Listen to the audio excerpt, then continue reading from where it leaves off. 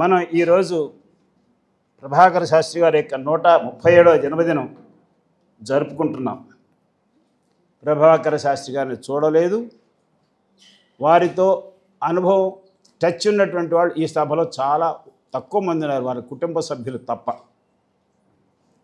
అలాంటిది ప్రభాకర శాస్త్రి గారు 1950 ఆగస్టు 29వ తారీఖు ఆయన భౌతిక దేహాన్ని వదిలితే కరెక్ట్గా 60 రోజులకి 1950 అక్టోబర్ 29వ తారీఖు నేను పుట్టాను. మరి ఆయన ఉన్నప్పుడు పుట్టినటువంటి వాడికి ఆయన గురించి ఏం తెలుస్తుంది? ఏమీ తెలియదు. కనుకనే ఆ ప్రభాకరుడు అనేటువంటి ఒక వ్యక్తి తనను గురించి రాసినటువంటి పుస్తకాన్ని ఒక మొదలు తుది అయినటువంటి శ్లోకం ఏమిటి?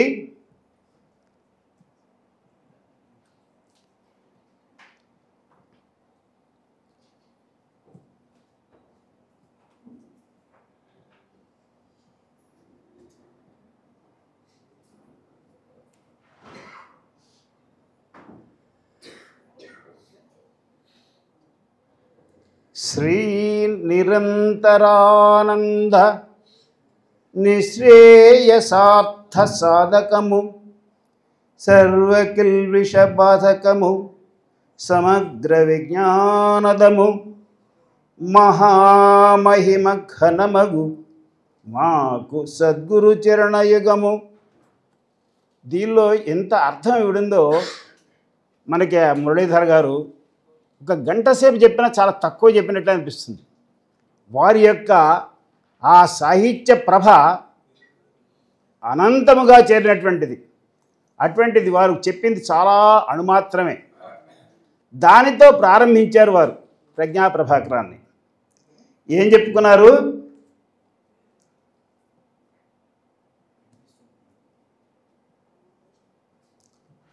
అంత ప్రజ్ఞని తాను పొందినది కూడా తృణప్రాయంగా మాస్టర్ గారి యొక్క ఆశ్రయంతో దాన్ని ఎలా చెప్పుకున్నారంటే, సత్య జ్ఞానానందాత్మకమైనటువంటి పరతత్వం తత్ ప్రతికూలంగా అవివేక జీరారణ్యముతో చిక్కి చీరాడుతున్న నన్ను ఒక త్రోవకు తీసుకొచ్చి నన్ను కాపాడినటువంటి ఆ పరతత్వాన్ని, పర అంటే దానికి మించిందంటూ ఉండదు, సుప్రీం అథారిటీ. పర అనేటువంటిది, పరి అనేటువంటి పదం మనం ఉపయోగించామంటే అది ఒక సుప్రీం, ఇంకా దాని పైనట్టు ఉండదు. ఆ తత్వము నేను అంటే అక్కడ ఎంత తక్కువగా అణచివేసిన అంటే ఈ అప్పటిదాకా తాను పొందినటువంటి సాహిత్య ప్రతిభంతా అక్కడ కింద పడేసేసాడు. ఒక అజ్ఞానాంధకారంలో ఉన్నటువంటి నన్ను ఇప్పుడు ఒక ప్రజ్ఞని నాలో కల్పించారు. అది దానికి ముందుగా ఏం రాస్తున్నానంటే, నేను ఇప్పుడు ప్రభాకరుడు అనేటువంటి ఒక గులాబీ మొగ్గను. గులాబీ మొగ్గగా ఉన్నప్పుడు దాని తొడిమికి అన్ని ముళ్ళు అవి ఉంటాయి. అవి మనం ఎప్పుడు దాని యొక్క గులాబీ యొక్క పరిమళాన్ని, దాని యొక్క శోభని గుర్తిస్తామంటే అది వికసించిన తర్వాత, దాని యొక్క అందం చందం అని కూడా. అలా నాలో ఈ ప్రజ్ఞ వికసించిన తర్వాత నేను ప్రభాకరుడుగా ఉన్నటువంటి వాడిని ప్రజ్ఞా ప్రభాకరుడుగా మీరు నన్ను గుర్తించిన నాడు అది ప్రజ్ఞా ప్రభాకరం అవుతుంది, కానీ ప్రభాకరము కాదు అని సవినయంగా చెప్పుకుంటూ, అది ఎందుకోసం అందిస్తున్నాను? నా తర్వాత వచ్చేటువంటి తరాల్లో ఉన్నటువంటి నా యోగమిత్ర గోష్ఠిని అందచేయడం కోసం ఇంత చక్కగా వారి యొక్క వినయాన్ని ఎక్కడ చూపెట్టారంటే అద్భుతం.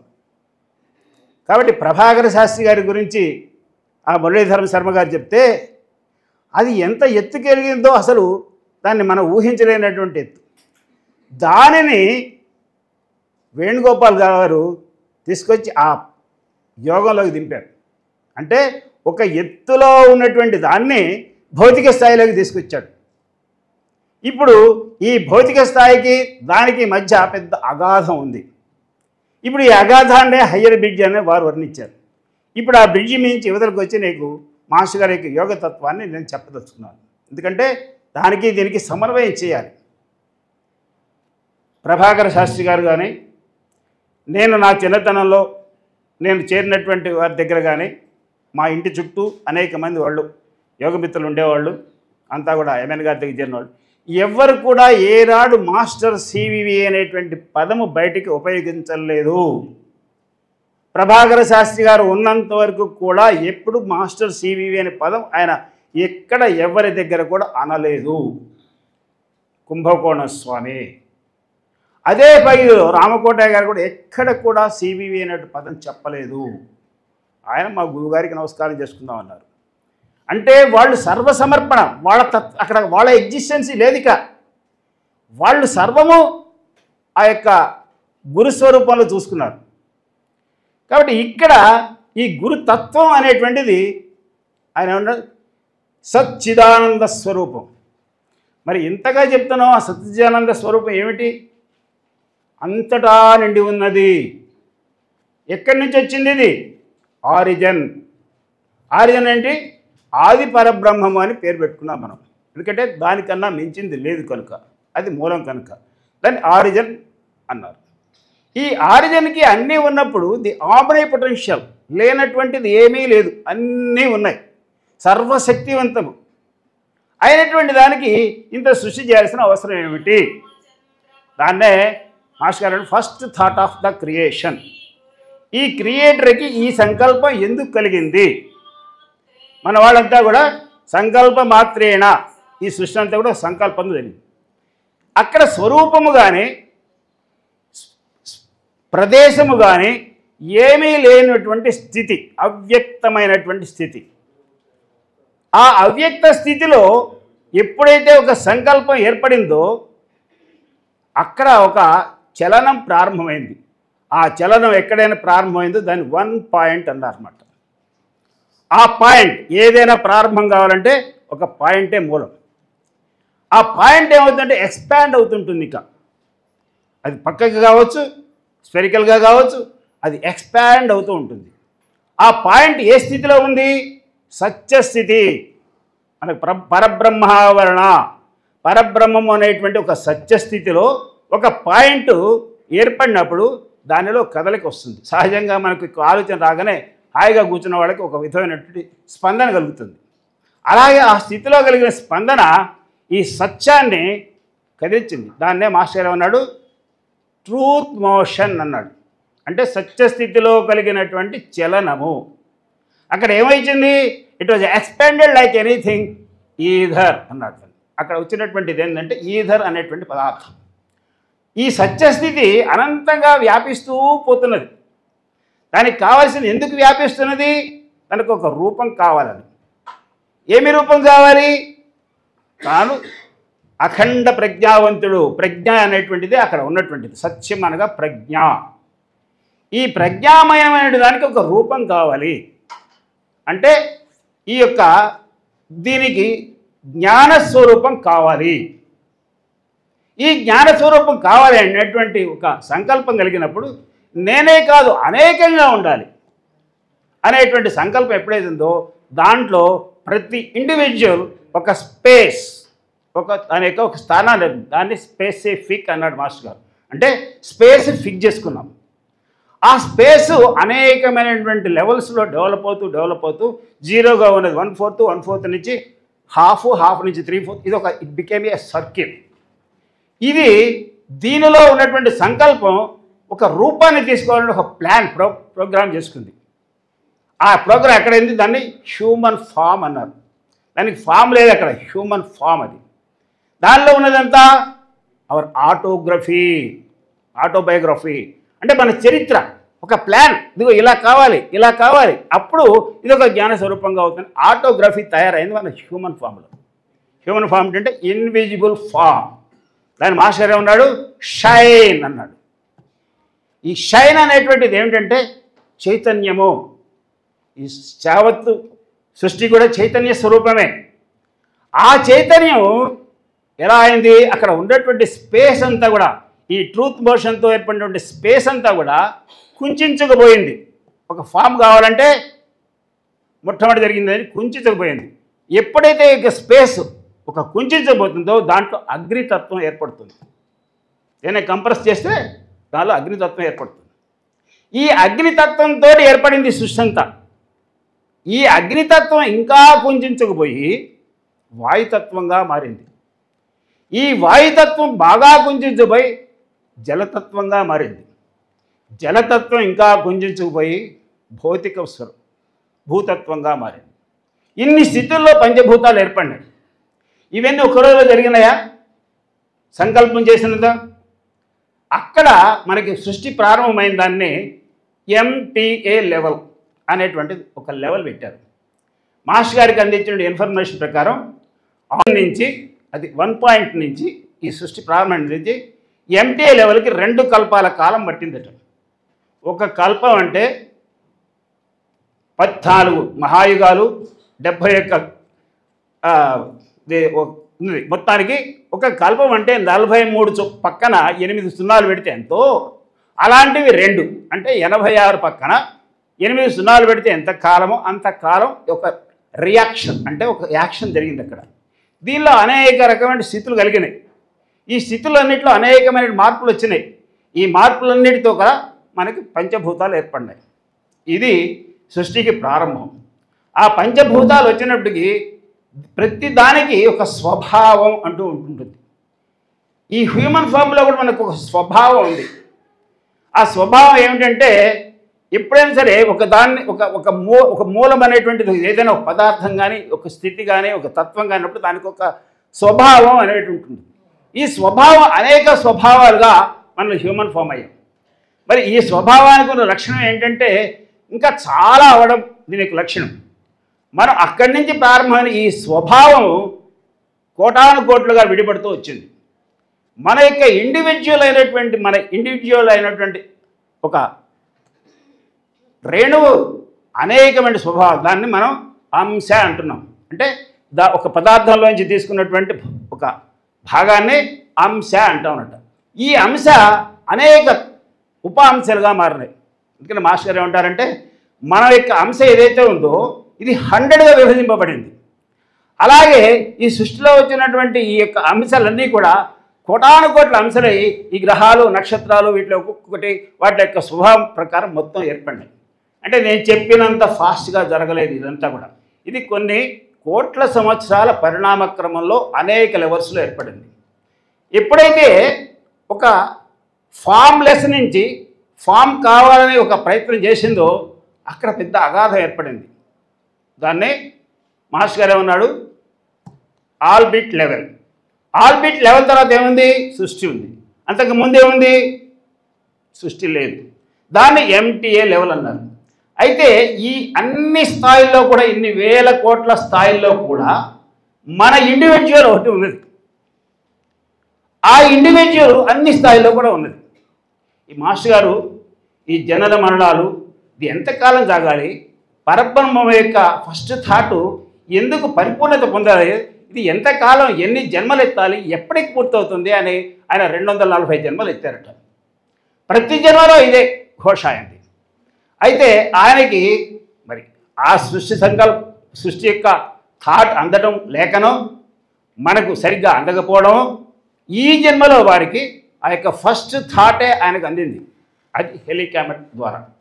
అంటే దాన్ని అందుకుండేటువంటి ఒక కెపాసిటీని ఏర్పరిచింది అది. సో దాన్ని తెలుసుకొని నీకు చదువుకోవాలని బుద్ధి పుట్టంగానే కాదు, దాని గురించి చెప్పేవాడు ఉండాలి, దానికి పరిపూర్ణమైన జ్ఞానం కలిగిన వాడు ఉండాలి.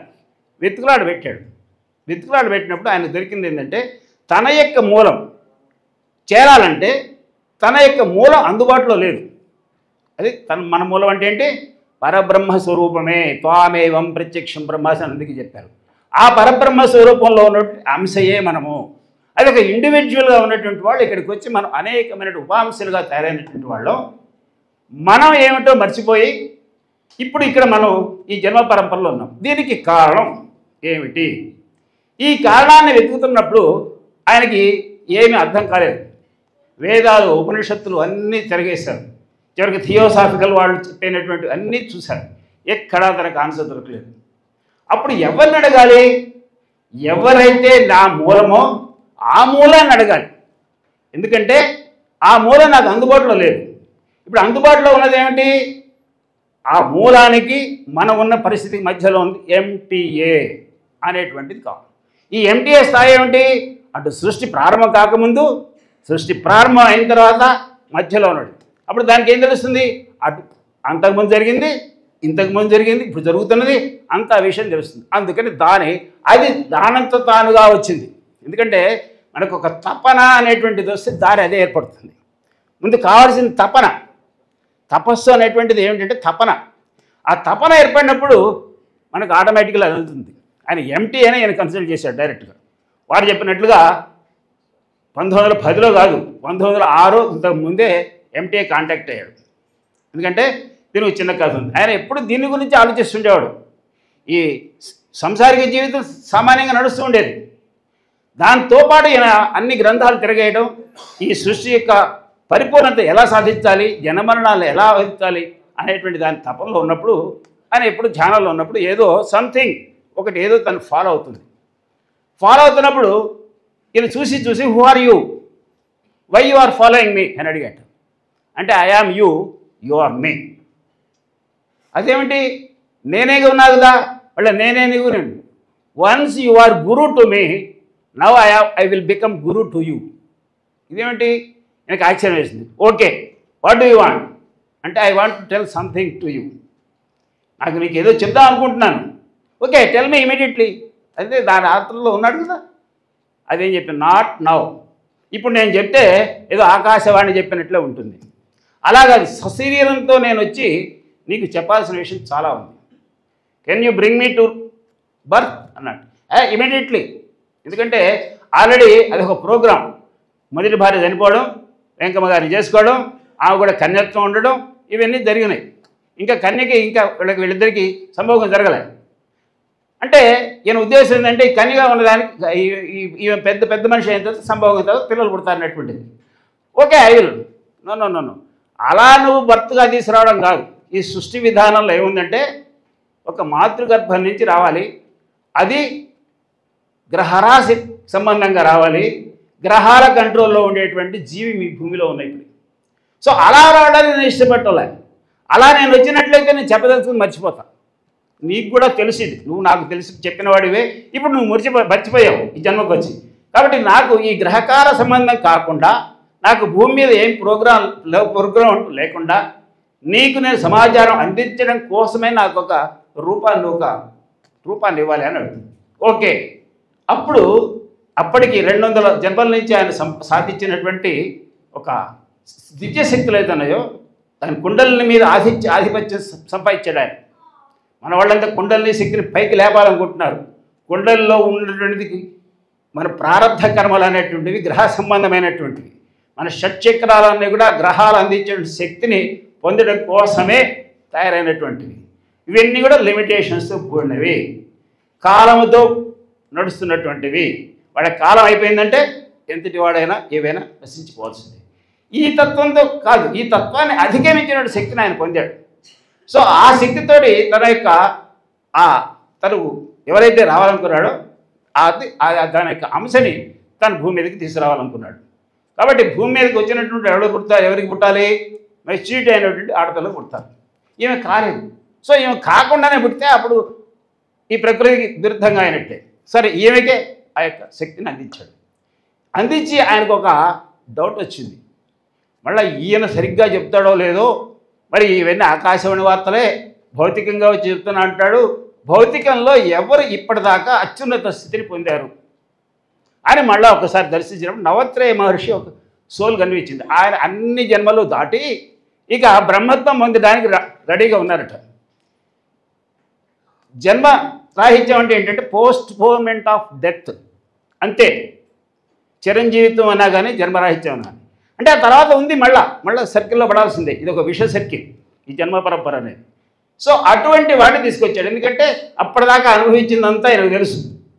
దాన్ని తీసుకొచ్చి నవత్రేయ మహర్షిని దాని యొక్క ప్రజ్ఞని ఈ పిల్లవాడు చేసి చందు అనే పిల్లవాడిని పుట్టించారు. అది మీకు తెలిసినటువంటి.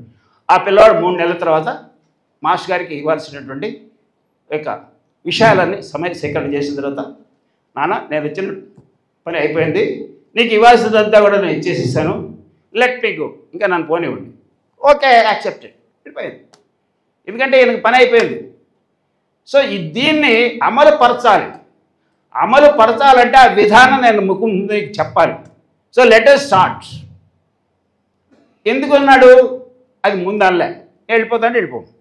వెంకమ్మ గారు రక్త సంబంధం, నువ్వేదో తెచ్చావు పంపించేస్తున్నావు, ఇంకా నువ్వేం పరబ్రహ్మవి, ఏదో సాధిద్దాం అనుకున్నావు కదా, ఏం సాధించినట్లు నువ్వు అని, నువ్వు పరబ్రహ్మ అయితే నా కొడుకుని బ్రతికించమంటుంది.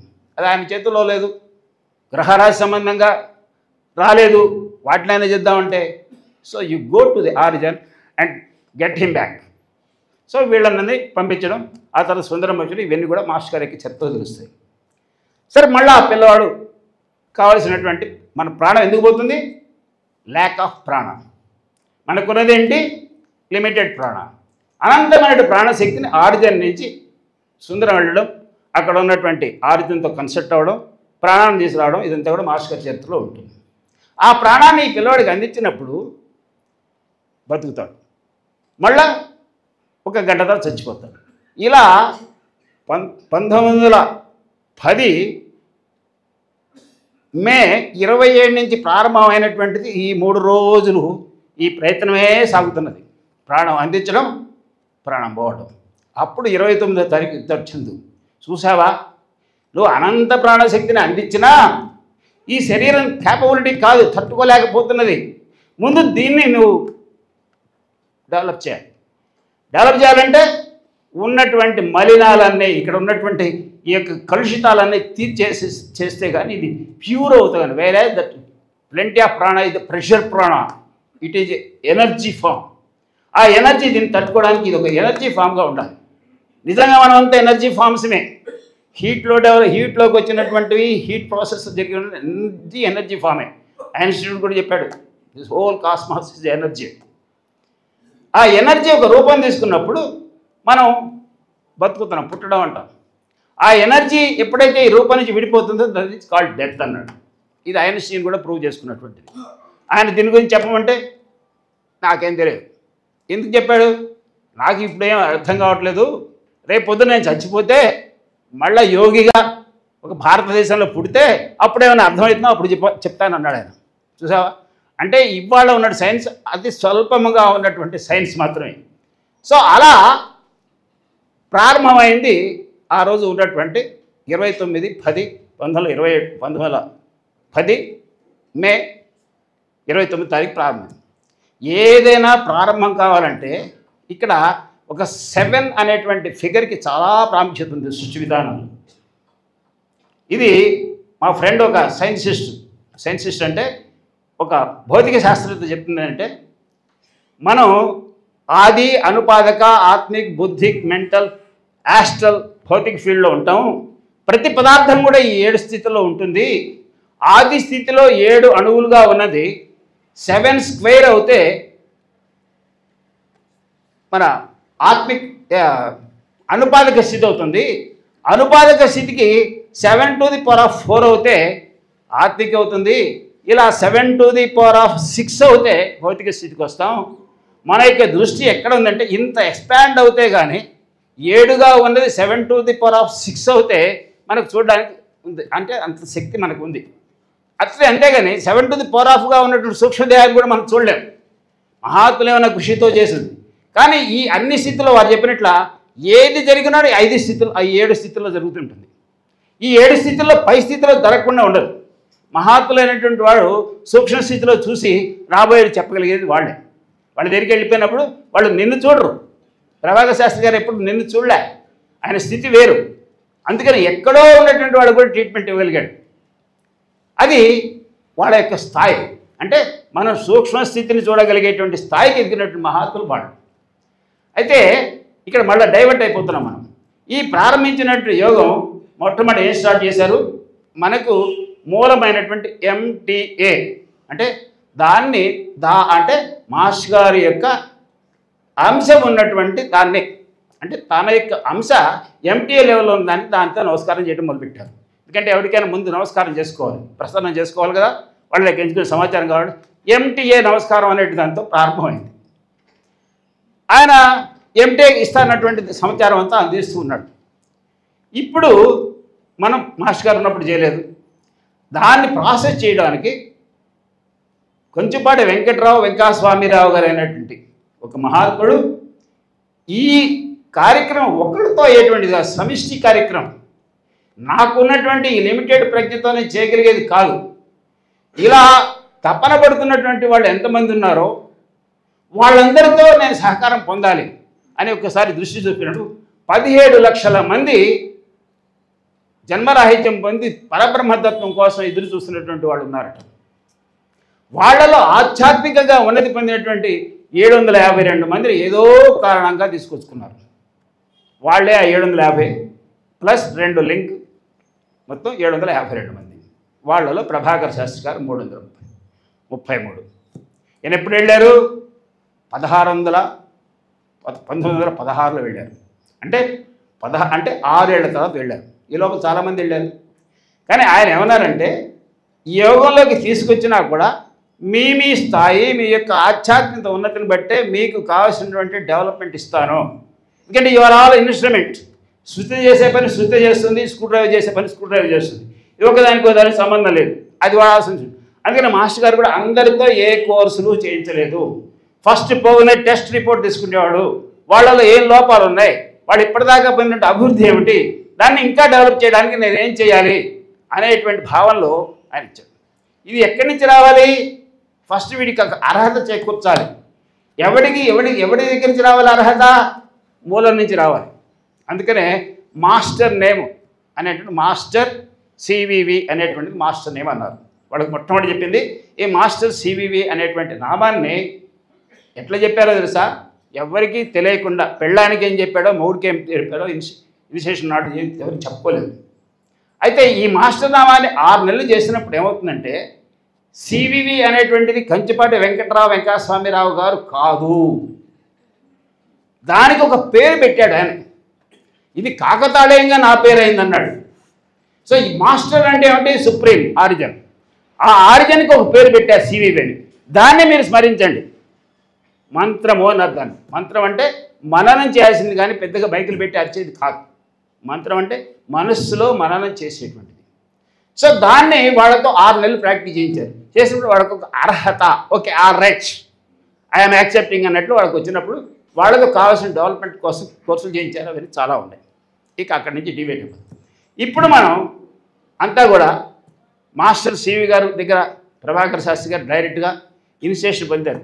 ఇనిషియేషన్ నాడు ఏమీ చెప్పలేదు. ఏం చెప్పాడు? ఆ పరమాత్మ అనేటువంటి వాడు ఉన్నాడు, వాడికి నువ్వు నీ యొక్క బాధ ఏంటో చెప్పుకొని ఆ ఎట్లా ప్రిపేర్ చేస్తున్నాడో చూసుకో, ఒక గమనికగా చూడు అని చెప్పి ఆయన చెప్పారు. అలాగే చేశారు. ఎందుకంటే అప్పటికే ప్రభాకర్ శాస్త్రి గారు అనేక జన్మల నుంచి అభివృద్ధి పొందినటువంటి ఆధ్యాత్మిక అభివృద్ధి పొందినటువంటి వాళ్ళల్లో ఈయన ఒకడు కాబట్టి అటువంటి వాడిని సెలెక్ట్ చేసుకున్నారు. కాబట్టి ఆయన అయితే ఇది భౌతికంగా వచ్చిన తర్వాత మనం ఎంత అభివృద్ధి పొందినటువంటి వాళ్ళని సామాన్యులుగానే వర్తిస్తాం. ఆయన అలాగే అన్నాడు. ఇదేదో చాలా బాగుంది, ఇంత ప్రఖ్యాతిగాంచిన సాహిత్యంలో నేను చిన్నతనం నుంచి కూడా అనేక రకమైన రోగాలతో బాధపడుతూ అనేక సార్లు మృత్యువాతో పడ్డ రోడ్లు కూడా ఉన్నాయి. ప్రభాకర్ దాంట్లో చూస్తే మృత్యుకి దగ్గరగా వెళ్ళినటువంటి రోజులు కూడా ఉన్నాయి. ఇంత బాధపడుతూ నేను ఇవాళ ఇక్కడికి రావడంతో నాకు ఒక ప్రశాంతత చేకూరింది, నాకున్నటువంటి ఆ లోపం అంతా తీరిపోయిందని ఆయన ఆ మాట అన్నారు. ఆ సచ్చిదానంద స్వరూపం అది ఏదైతే ఉందో ఆ ప్రజ్ఞ, పరప్రజ్ఞ, అది నన్ను ఈ మార్గాన్ని తీసుకొచ్చింది అన్నాడు. ఇంత చెప్తే అన్నాడు, అసలు నాకు ఇన్నాళ్ళు ఈ బాధ పెట్టినటువంటిది అంతా కూడా నా అదృష్టం. నేను పడ్డ రోగాలన్నీ అది లేకపోతే అసలు గురువుగారి దగ్గరికి వచ్చేవాడిని కాదనుకున్నాడు. చూసారా? అంటే చిత్తప్రజ్ఞత ఏంటంటే తను పడ్డ కష్టం అంతా మర్చిపోయాడు, తను పొందిన కీర్తి ప్రతిష్టలు అన్నీ మర్చిపోయాడు, నేను అక్కడే కూర్చుంటా అన్నాడు. ఇక్కడ విషయంలో ఏమిటంటే తాను పొందిన ఆనందాన్ని తన తల్లిదండ్రులకు అందించాలి. నా జన్మ కారకులైనటువంటి మా నాన్నగారికి మా అమ్మగారికి కూడా ఇనిషియేషన్ చేయి అని అడిగారు. ఆయన అన్నాడు, వాళ్ళిద్దరికి వదిలేసి ముందు మీ వాడిని తీసురా, వాళ్ళు ఉంటే ఇంకొక 10 ఏళ్ల పాటు ఉంటారు, జీవితాంతం నీతో ఉండాల్సినటువంటి ఆవిడ అది ఆవిడ తీసురా అని పిలిపించుకొని ఇనిషియేషన్ చేసిన ఏకైక వ్యక్తి డైరెక్టర్ మీడియం మహాలక్ష్మి గారు. ఎంత అదృష్టవంతురాలు.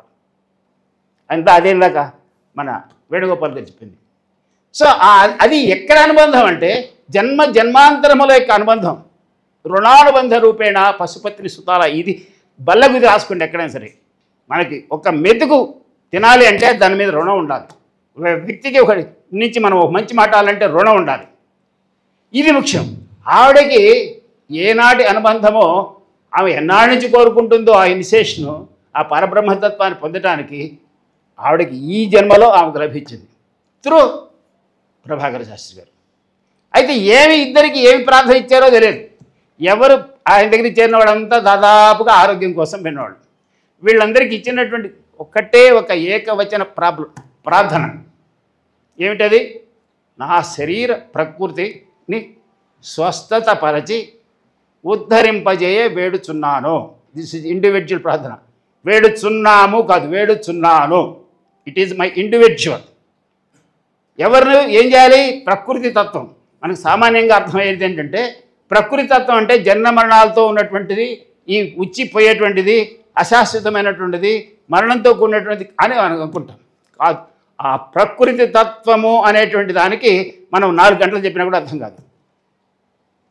దాన్ని స్వస్థత పరిచే అన్నాడు. అంటే ఇక్కడ ఉన్నటువంటి ఈ మలినాలన్నీ కూడా తొలగించి నా ఉపాంశాలు అన్నీ కూడా, ఇప్పుడు నువ్వు ఒక్కడే చేస్తున్నావు అనుకో, నీ ఉపాంశాలు కూడా అన్నీ డెవలప్ అవుతాయి. అదే డైరెక్ట్గా చెప్పాడు. నీవు ఘనంగా చేసి ఈ యోగంలో ఉన్నతి సాధిస్తే దానివల్ల నీ తల్లిదండ్రులు కాదు, నీ వంశమంతా ఉద్ధరింపబడుతుందని ఒక్క వచనంలో చెప్పాడు అర్థమయ్యేట్టుగా. సో ఇక్కడ కావాల్సింది ఏమిటి? మనం చేసే ప్రార్థన ఏమిటి చేస్తున్నామంటే, ఇవాళ చెప్పే ప్రార్థనలు ఇవేం కాదు. Master CVV. Who is master? What is CVV? ఆయన ఉన్నంత వరకు ఆయన చెప్పింది ఏంటంటే పరబ్రహ్మతత్వం అనేటువంటి సివివి అనేటువంటి పదాలకి మంత్రార్థంగా ఇచ్చాడు. ఎందుకంటే మూలాన్ని అక్కడ పట్టుకోమన్నాడు. మన ఎవరం లేవు. ఆ తర్వాత 3 తరాలు, ఇప్పుడు 4వ తరం వాళ్ళ మనం. మరి ఎవడు ఇప్పుడు మాస్టర్? మన కంచుపాటి వెంకటస్వామిరావు గారా? ఆయన 1921 డిసెంబర్ కల్లా చెప్పారు, నేను వచ్చిన పని అయిపోయింది, నేను తీసుకొచ్చిందంతా మీకు పంచిపెట్టాను, బీజ రూపంలో మీకు పంచిపెట్టినటువంటి దాన్ని మీరు వృద్ధి చేసి వృక్షం చేసి ఫలాలు అందించాల్సిన బాధ్యత మీది, ఇక నాతో ఏమీ పని లేదు.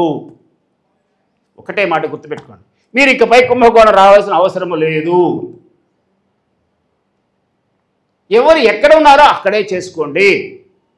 ఇండివిజువల్గా డెవలప్ అయితే ఈ విశ్వం అంతా కూడా ఆ స్థాయికి చేరుతుంది అనేటువంటి భావనతో ఆయన చివరి మాటగా చెప్పారు. ఇప్పుడు ఒకటి పూర్వీకులు చెప్పేదంటే ఎవడు ఉద్ధరించడట, ఎవడికి వాడు ఉద్ధరింపబడాలట. ఏ భగవంతుడు నిన్ను రక్షించడు, నీకు నీవే రక్షించాలి. ఇప్పుడు మన యొక్క అంతరాత్మ అనేటువంటిది ఎక్కడ ఉందంటే ఇన్ని స్థాయిల్లో ఉంది. మనకు శుద్ధ అంతరాత్మ అంటే కలుషితం కాకుండా ఉన్నటువంటి అంతరాత్మ ఎక్కడ ఉందంటే ఎంటీఏ లెవెల్లో ఉంది. ఆయన దాన్నే పట్టుకున్నాడు. ఇప్పుడు మనం దాన్నే పట్టుకోవాలి. దాన్ని పట్టుకునేటువంటి స్థాయి దాటి మన హ్యూమన్ ఫామ్కి టచ్ అవుతున్నాం ఇవాళ. అంటే ఈ యొక్క స్థితులు మారుతూ వస్తున్నాయి. ఆ హ్యూమన్ ఫామ్లో ఏముంది? మన ఆటోగ్రఫీ ఉంది. నీవు ఎట్లా జ్ఞాన రూపము పొందాలో అనేటువంటి ఆటోగ్రఫీ ఉంది. ఈ ఆటోగ్రఫీ మనం తీసుకొని భూమి మీదకి వచ్చాం. ఇక్కడ ఏం జరుగుతున్నది? మనకన్నా ముందుగా వచ్చిన పంచభూతాలకి ఇవన్నీ సృష్టి కార్యక్రమాన్ని జరపడం కోసం ఒక హెరార్కీ, అధికార గణాన్ని నిర్ణయించారు. ఇవి చాలా కాలం పాటు బాగానే చేసినాయి. ఎప్పుడైతే అధికారం వస్తుందో అహంకారం పెరుగుతుంది, అధికార గర్వం పెరుగుతుంది. నేను చెప్పినట్టు వాడు వినాలి, నాకు అధికారం ఉందనేటువంటిది. ఈ బుద్ధులన్నీ మనకు ఇప్పుడు పుట్ల గ్రహాల నుంచే వచ్చినాయి ఇవన్నీ కూడా. సో ఈ గ్రహాలకి ఎప్పుడైతే ఇది వచ్చిందో అవన్నీ కూడా ఈ ఆరిజిన్ పాయింట్ని పక్కన పెట్టేసేసి దాంతో మనకు సంబంధాలు లేకపోయినాయి. వి విల్ కంట్రోల్ అంటే వీటి కంట్రోల్. ఇప్పుడు మనం గ్రహకారకత్వంగా జీవిస్తున్నాం. వాళ్ళు ఇచ్చినట్టు ప్రోగ్రాంతో జీవిస్తున్నాం. వాళ్ళు ఇచ్చినట్లే మనం నడుస్తున్నాం. వాళ్ళు ఇచ్చినట్లే మాట్లాడుతున్నాం. కాబట్టి ఇంక మన ప్రమేయం లేదు. You lost your individuality, you lost your powers. నీకున్నటువంటి తత్వాన్ని, పరబ్రహ్మతత్వాన్ని పోగొట్టుకున్నావు. ఇప్పుడు మనం ఏం చేయాలి? మనం పోగొట్టుకున్నటువంటి మన క్వాలిటీస్ ఏవైతున్నాయో అవి తిరిగి పొందాలి. మళ్ళీ మనం పరబ్రహ్మ అవ్వాలంటే, మన హ్యూమన్ క్వాలిటీ రావాలంటే మనం ఎలా రావాలి? అవి ఊరికి ఎగులు పెడితే వస్తాయా? ప్రార్థన చేస్తే వస్తాయా? కాదు. జ్ఞానము. ముందు ఏదైనా కావాలంటే నీకు బుద్ధి ఉండాలి అంటారు, అంతే కదా. బుద్ధి అంటే చిన్న పదం, అది దాన్ని జ్ఞానము అంటాం. సో ఈ జ్ఞాన రూపంగా కావాలంటే నువ్వు జ్ఞానాన్ని పెంచుకోవాలి. ఇప్పుడు నీకు కలిగేటువంటి, నీవు చేసేటువంటి ప్రార్థనలో జ్ఞానం రావాలి. ఇప్పుడు మనకి గాయత్రి ఇచ్చారు మహామంత్రం. వేదాలన్నీ కూడా శృతాలు, అంటే చెప్తే ఎవరో రాసినవి కాదు, విన్నటువంటి వాటిని గ్రంథ శిష్యులు చెప్పి శిష్యపరం ద్వారా మనకు అందినాయి. అలాగే మాస్టర్ గారు కూడా ఇప్పుడు చేసింది ఏంటంటే, ఈ యొక్క దీన్ని జ్ఞానాన్ని పొందించాలంటే మనం పాత విధానాన్ని యాక్సెప్ట్ చేయాలి. ఎందుకంటే ఎక్కడ తప్పు అని లేదు. దాంట్లో ఏముంది? ఓం భూర్భువస్వః తత్సవితుర్వరేణ్యం భర్గో దేవస్య ధీమహి ధియో యన ప్రచోదయాత్. దీన్ని త్రిపాద గాయత్రి అంటారు. ఏంటంటే, ఓ సూర్యభగవానుడా, నా బుద్ధిని ప్రచోదన చేసి నన్ను ఉద్ధరింపజేయము అని అడుగుతున్నాం, అంతే. అది 3 పాదాలు. అక్కడ ఏం మర్చిపోయాడు? అక్కడ నీ గిన్నె కడుక్కోకుండా మంచి పాలు పోయమని అడుగుతున్నావు నువ్వు. ఫస్ట్ నీ గిన్నె కడుక్కోవాలి, అది యాడ్ చేశాడు మాస్టర్ గారు. అందుకనే make me fit to realize Brahmam and attain independency, rectify and develop my system. 4వ పాదం. దీన్ని చతుర్పాద గాయత్రి అంటారు. దీన్ని ఎవరు చేస్తారంటే యోగులు చేస్తారు. యోగి చేసేటువంటి చతుర్పాద గాయత్రి, సామాన్యులు చేసే త్రిపాద గాయత్రి. కాబట్టి మనం చేస్తున్న ప్రార్థన ఏమిటంటే చతుర్పాద గాయత్రి. దీనిలో ఆల్రెడీ మనం ఘోషించి ఉన్నాం జన్మజన్మల నుంచి గాయత్రిని. మనం చేయకపోయినా మన మహాత్ములు చేసినవన్నీ మనకు అబ్బినాయి. ఇప్పుడు వదిలిపెట్టింది ఏంటంటే రెక్టిఫికేషన్ వదిలిపెట్టాడు. ఈ రెక్టిఫికేషన్ ఎక్కడ జరగాలి? పర్సనల్ ఇండివిజువల్లో జరగాలి. ఈ ఇండివిజువల్ అధికార గణం ఎక్కడుంది? గ్రహాలు, నక్షత్రాలు, రాసులు. మనం పేరు పెట్టుకున్నాం త్రిగుణాలకి, సత్వరజతమ బ్రహ్మ విష్ణు మహేశ్వరం పేరు పెట్టుకున్నాం కదా, వాళ్ళ దగ్గరికి రన్ ఇవన్నీ. వాళ్ళంతా రెక్టిఫై అవ్వాలి. అందుకోసమే ఆయన గ్రహ రెగ్యులేషన్స్, నక్షత్ర రెగ్యులేషన్స్, రాశి రెగ్యులేషన్స్, తథాసు దేవతా రెగ్యులేషన్స్, గాడ్స్ రెగ్యులేషన్స్ అన్నీ ప్రతి దాన్ని రెగ్యులేట్ చేశారు. ఇప్పుడు రెగ్యులేషన్ అంటే ఏమిటంటే మనం వాటిని అన్నింటినీ రెగ్యులేట్ చేయగలిగేవాళ్ళం కాదు. ఇప్పటి వరకు మనం నడుస్తున్నది ఏంటి? ఏదైనా బాధ కలిగింది, ఏదైనా వ్యాధి వచ్చింది, వస్తే నీకు గ్రహశాంతి చేయాలయ్యా, నీకు గ్రహం వల్ల చాలా నష్టం కలుగుతుంది అని గ్రహశాంతి చేస్తున్నాం. అంటే దాన్ని శాంతింపజేసుకోవడం కోసం దానికి ఏదో ఇంత ముడుపు చెల్లించి దాని నుంచి మనం ఏదో స్వల్పంగా లాభం పొందుతున్నాం. అదే ఇప్పుడు లంచగొండితనం. ఇక్కడ ఉన్నది కూడా ఇప్పుడు జరుగుతుంది అదే. అంటే మనం ఇంత ఇవ్వడం, కొంత ఇట్లా ఉన్నప్పుడు అది ఇస్తుందా నువ్వు అడిగినవన్నీ? వాడు అట్టగే అడుగుతుంటాడు. ఎప్పుడు ఏదో ఇస్తే వాడు సంతోషపడతాడని మనం అడిగింది రాదు, అడిగినట్టు కొత్తే వస్తుంది. అది అసలు తత్వమే ఇవ్వడు. ఎందుకంటే భగవంతుడు అయినా సరే అడిగినంత ఇవ్వడు. మాస్టర్ గారు అదే చెప్పాడు, నీకు ఎప్పుడు ఏది కావాలో నేను ఇస్తాను, కానీ నువ్వు అడిగినంత ఇవ్వను, కానీ అడిగిన వెంటనే ఇవ్వను. అవసరం ఎప్పుడైతే వస్తుందో ఆ విషయం నాకు తెలుసు.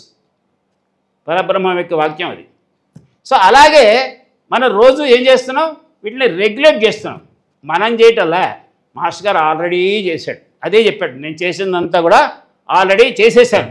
ఆ చేసిన దాని యొక్క ఫలితాలు మీకు అందుతున్నాయి, అవి మీరు అందుకోండి సాధన ద్వారా. ఇప్పుడు మనం ఎందుకు చేయాలయ్యా కోర్సెస్ అనేటువంటి వాళ్ళు చాలామంది ఉన్నారు. ఏమీ లేదు, చిన్న ఉదాహరణ.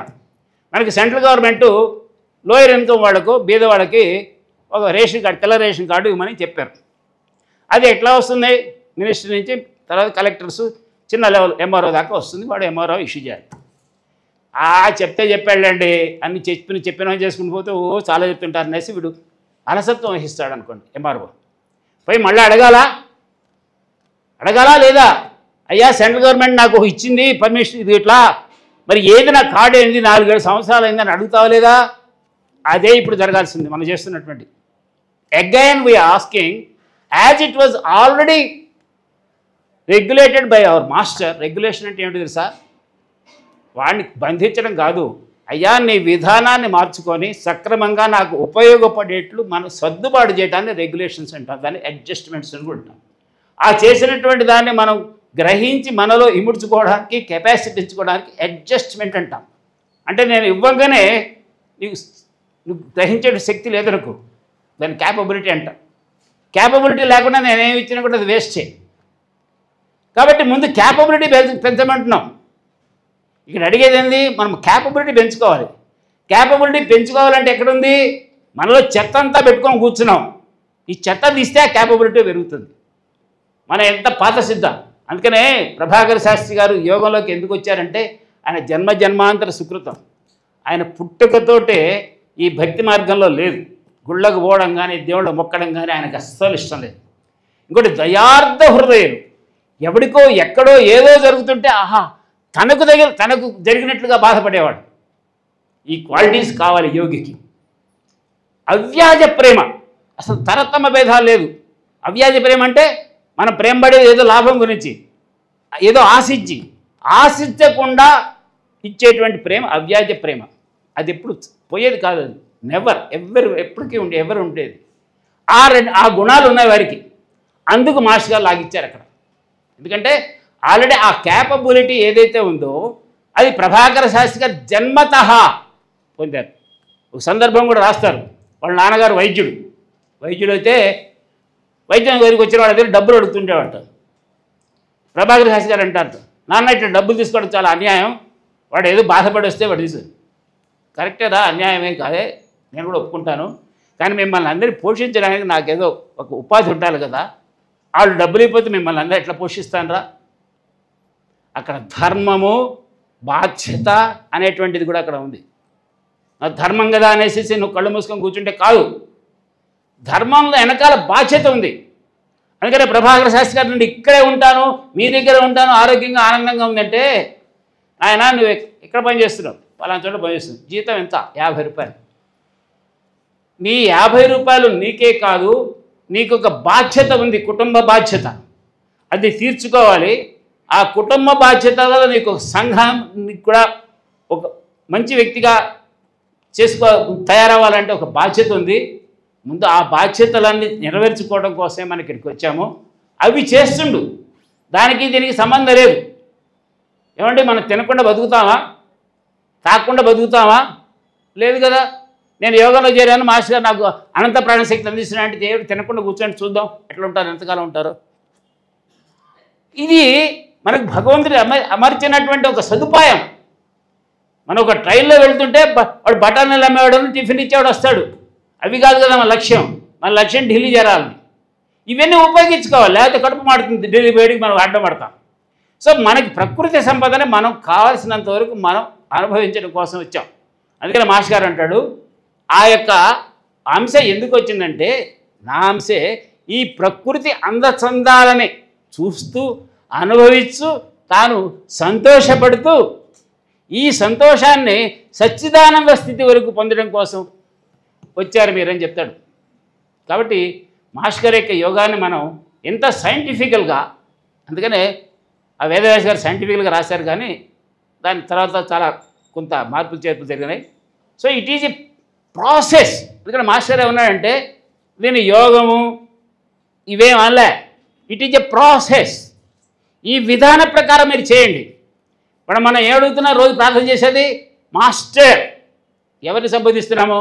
మన హయ్యర్ లెవెల్లో మన శుద్ధ అంతరాత్మను అడుగుతున్నాం. నాట్ కాంచెపాటి వెంకటస్వామిరావు కాదు, ఆయనే చెప్పాడు నేను కాదని. ఎందుకు నమస్కారం చేస్తున్నాం? మాస్టర్ సివివి నమస్కారం అని కంటిన్యూస్గా అంటే అది కంచుపాటి వెంకటస్వామిరావు గారికి అవుతుంది. సార్వరి గారు నమస్కారం అంటే సార్వరి గారు సంతోషపడతారు. కంటిన్యూసీ సార్వరి గారు అన్నా అనుకోండి అని తర్వాత 10 నిమిషాలు నమస్కారం అన్నా అనుకోండి, వీడికి కానీ పిచ్చి పుట్టిందా ఏంటి ఇది అనుకుంటాడు. సో కంటిన్యూస్గా అన్నప్పుడు ఒక వ్యక్తికి సంబంధించింది. ఎందుకంటే ఆయన మనకి మార్గం చూపెట్టిన మహాత్ముడు, పరమేశ్వరి గురువు. ఆ తర్వాత మనకు అందించడానికి ఆంధ్రదేశానికి అందించిన ప్రభాకర శాస్త్రి గారు, వారికి ఇచ్చాలి. ఆ తర్వాత ఎవరికి వెళ్ళాలి? మన అంతరాత్మను సంబోధించాలి. సో మన అంతరాత్మను ఏం మాట్లాడుతున్నారు? మాస్టర్ అంటున్నాం, అంటే సర్వాధికారి అయినటువంటి వాడు. ఇక్కడ భౌతికంగా మన శరీరానికి సర్వాధికారి. సో ఈయన ఏమడుగుతున్నాం? సివివి అంటున్నాం, అంతే. సివివి ఇది ప్రాసెస్, విధానము. ఈ విధానం ద్వారా రెక్టిఫై అండ్ డెవలప్మెంట్ సిస్టమ్ అడుగుతున్నాం మనం. ఇది ఒక విధానం. ఈ విధానం తప్పితే ఏమీ లేదు నీ రెక్టిఫికేషన్కి, ఎందుకంటే పరబ్రహ్మమే ఇచ్చినటువంటిది ఇది. సో ఈ విధానంలో నేను రెక్టిఫై అండ్ డెవలప్మెంట్ సిస్టమ్ అని ఏకవచన ప్రార్థన, అంతే. మాస్టర్ గారి కార్డ్స్ ఆయన దగ్గర డైరెక్ట్ మీడియాస్ అందరికీ ప్రింట్ చేసి ఇచ్చాడు. ప్రతి దాంట్లో మీరు చూడండి మాస్టర్ సివివి క్యాపిటల్ లెటర్స్ ఇస్తాడు. చిన్న అక్షరాలతో నమస్కారం అంటారు. కింద ఏమి ఇచ్చాడు? రెక్టిఫైడ్ డెవలప్మెంట్ సిస్టమ్ అని ఇంగ్లీష్లో, నా శరీర ప్రకృతిని స్వస్థత చేసి నన్ను ఉద్ధరింపజేయమని తెలుగులో ఇచ్చాడు. తమిళ్లో కూడా ఉంది కానీ నన్ను చదవడం చేత కాక చదవలేదు. ఎందుకు రాశాడు మాస్టర్ సివివి అనేటువంటి క్యాపిటల్ లెటర్స్ ఏంటి, దాని కింద నమస్కారం అంటే ఏమిటి, చిన్న అక్షరాలు ఎందుకు ఇచ్చాడు? నమస్కారం అనేటువంటిది అనేది కాదు, మనం విధేయతాపూర్వకంగా చేసేది నమస్కారం. ఎవరికి చేస్తున్నాం? మన యొక్క అంతరాత్మ, శుద్ధ ఆత్మకి. ఇక్కడ ఉన్నది కాదు, ఇది మెక్కల బట్టి ఉంది. ఇది నీకు కనిపిస్తుంది, నీకు ఒక వజ్రమైన మెక్కల బట్టి ఉంటే అది రాయి కిందనే ఉంటుంది. దీన్ని శుద్ధి చేయమని మనం దాన్ని అడుగుతున్నాం, శుద్ధమైన దాన్ని. సో అప్పుడు ఆయన ఎంపడే స్టార్ట్ చేసి, ఎక్కడున్నాడు ఆయన? మనమే అది కనుక వెంటనే స్టార్ట్ చేస్తాడు. సో కృతజ్ఞతాపూర్వకంగా నమస్కారం అంటున్నాం అంటే గ్యాప్ ఇవ్వాలి. మాస్టర్ సివివి అనగానే ఆయన తెలిసిపోయింది. అంత ముందులో అడిగాం కదా రెక్టిఫైడ్ డెవలప్మెంట్ సిస్టమ్ అని, మళ్ళీ మాటికి అడగాల్సిన అవసరం లేదు కదా, కానీ అడగాలి. ఎందుకంటే మనం మర్చిపోతుంటాం, నిన్నేం అడిగామో తెలియదు. అడిగినప్పుడు ఆయన చేస్తున్న ప్రతీకార చర్యకి, దట్ ఈజ్ వర్కింగ్ అన్నాడు. దాన్ని మాస్టర్ గారు ఏమనలే. వర్కింగ్ అంటే నీలో ఆ యొక్క మగ్గులాల్ని క్లియర్ చేసేటువంటి వర్క్ స్టార్ట్ అవుతుంది. దానికి నమస్కారం చేసి ఏం వర్క్ అవుతున్నదో చూసుకోమన్నాడు. అంతే. దీనిలో ఏమీ ఇక యోగము సాధన ఇవన్నీ ప్రాక్టీస్ అనేటువంటిది కావాలి. ఏం ప్రాక్టీస్ కావాలంటే అబ్జర్వేషన్ అనేటువంటిది ఎలా చేయాలంటే ప్రాక్టీస్ చేయాలి. ఈ బోత్ అబ్జర్వేషన్ అండ్ ప్రాక్టీస్ అనేటువంటి పదాలకి ఇంపార్టెన్స్ మాస్టర్ గారి యోగంలో. కాబట్టి ప్రార్థన ఏమిటి? Rectify and development system, that's all. ఇప్పుడు ఇంక ఉన్నటువంటి ప్రార్థనలు అన్నీ వాళ్ళు వీళ్ళు జోడించి మనకు ఉన్న గొంతెమ్మ కోరికలన్నీ దాంట్లో పెట్టి ఒక పావు గంట సేపు ఇన్వకేషన్ చెప్తారు. It is not at all required. ఇది గుర్తుపెట్టుకోండి. మనకు కావాల్సిందంటే రెక్టిఫికేషన్. మనం ఎందుకు జన్మకు వచ్చాం, ఎందుకు మాస్టర్ గారు ఏం చేస్తున్నాం? For purification. This is a process. ఈ ప్రాసెస్ని నువ్వు యథాతథంగా నువ్వు అమలుపరుచుకుంటేనే. ఇడ్లీ కావాలంటే మనకు ఒక ప్రాసెస్ ఉంది. మినపప్పు తెచ్చుకొని నారబోసుకొని రుబ్బుకొని ఒక రోజు పెట్టి దాంట్లో పిండి కలిపి దాంట్లో పెడితే అవుతుంది. నా ఇష్టం వచ్చినట్టు నేను చేస్తానంటే ఇడ్లీ కాదు, అది ఇంకోటి అవుతుంది. అలాగే మాస్టర్ గారు ఏ ప్రాసెస్ ఇచ్చాడో, ఏ విధానాన్ని ఫాలో అవ్వమన్నాడో దానిని మనం పాటించాలి. అందుకని ఏమన్నారు తెలుసా? నా విధానాన్ని నిరాటంకంగా చెప్పినట్లుగా ఎవరైతే 10 సంవత్సరాలు చేస్తారో వాళ్ళకి అనంత ప్రాణశక్తిని పొందేటువంటి అర్హత పొంది అప్పటి నుంచి మొదలవుతుంది. దండం పెట్టంగానే అవ్వాల, ఎందుకంటే నీకున్న మైకలు అంతది. అప్పుడు నీకు అందినటువంటి ప్రాణశక్తి ఏదైతే ఉందో అది ఎంత అంటే నువ్వు ఇతరులకు కూడా పంచిపెట్టగలిగేటువంటి స్థితికి ఎదుగుతావు. అది జరిగింది ప్రభాకర శాస్త్రి గారు. ఆయన పోగానే 2వ రోజు నుంచి ట్రీట్మెంట్ మొదలుపెట్టలే. ఆ స్థితి కలిగిన తర్వాత మొదలుపెట్టారు. గుర్తుపెట్టుకోండి. మనమంతా ఇవాళ కూర్చొని అనుకుంటాం, నేను యోగా, మాస్టర్ గారు కూడా అన్నాడు, ఈ యోగా స్కూల్కి రాగానే అంతా సాధించాను, మరణాన్ని జయించాను అనుకోకుండా మీరు చేసేటువంటి విధానం ఏదైతే ఉందో, ఎంత సక్రమంగా చేస్తున్నారో, ఎంత నమ్మకంగా చేస్తున్నారో దాని మీద ఆధారపడి ఉంటుంది మీ డెవలప్మెంట్ అనేది. ఇవన్నీ ప్రభాకర్ శాస్త్రి గారికి చెప్పినటువంటివే. ఇంకా చాలామంది చెప్పారు, వాళ్ళ డైరీలో ఉన్నాయి కూడా మనకు వచ్చినాయి. ఇప్పుడు మనం ఎందుకు వచ్చామంటే మనల్ని మనం క్లీన్ చేసుకోవడం కోసం. మనకున్నటువంటి ఇప్పుడు మనం చూస్తున్నాం శ్రీనివాసాచార్యులు గారు కానీ రామకోటయ్య గారు కానీ వీళ్ళంతా కూడా ప్రభాకర శాస్త్రి గారు ఏదైతే మాస్టర్ సివి గారి కృపతో పొందినటువంటి దివ్యశక్తి ఏదైతే ఉందో అది పంచిపెట్టడం కోసం రామకోటయ్య గారు శ్రీనివాసాచార్యులు గారు అనేటువంటి 2 వ్యక్తుల్ని, 2 వేవ్స్, అవి ఒక అలలు. ఆ అలల ద్వారా మనకు అందింది. రేపొద్దున ఇంకో అల ద్వారా మనకు అందుతుంది, మనకు వచ్చేటువంటి తరాల వారికి. సో ఇవన్నీ అలలు. శక్తి ఎక్కడిది? పరమేష్ఠి గురువు ఎవరైతే ఉన్నారో మాస్టర్ సివి గారు. అందుకని ఆయనకు నమస్కారం చేస్తున్నాం. ఎవరంటే దారి చూపెట్టిన వాడు. గురువు అంటే గురి చూపెట్టేటువంటి వాడు ప్రభాకర్ శాస్త్రి గారు. అందుకని మాస్టర్ అనే పదానికి ఒప్పుకోలేదు. మాస్టర్ అంటే అత్యున్నతమైన స్థితి, గురువు అంటే పర్వాలేదు అన్నాడు. అప్పటికి బాధపడ్డాడు. గురువు అంటే నా కాళ్ళ మీద నిప్పులు పోసినంత బాధపడతా అన్నాడు.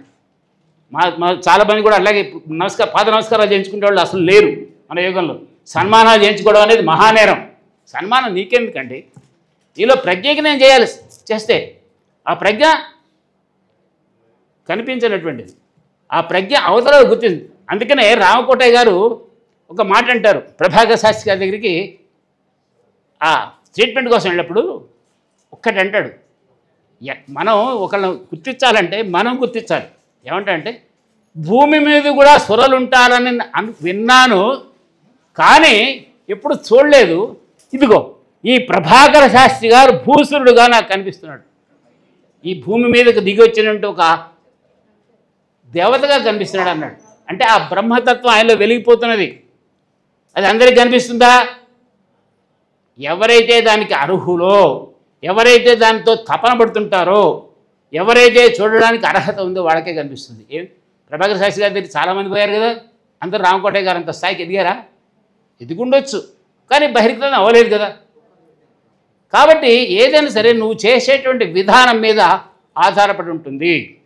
ఇప్పుడు ఏం చేస్తున్నాం మనం? పూర్వకాలం నుంచి కూడా మనం చేస్తున్న విధానాలను మాస్టర్ గారు ఎప్పుడు నిరసించారు. అంటే ఎందుకు నిరసించాల్సి వచ్చిందంటే, ఈ అధికార గణం అంతా కూడా వాళ్ళ అధికారాన్ని నిరుపయోగంగా చేస్తూ వాళ్ళని ప్రార్థిస్తేనే మనకు శక్తి అందడం చేసేలాగా ఒక లిమిటేషన్స్లో పెట్టారు. ఈ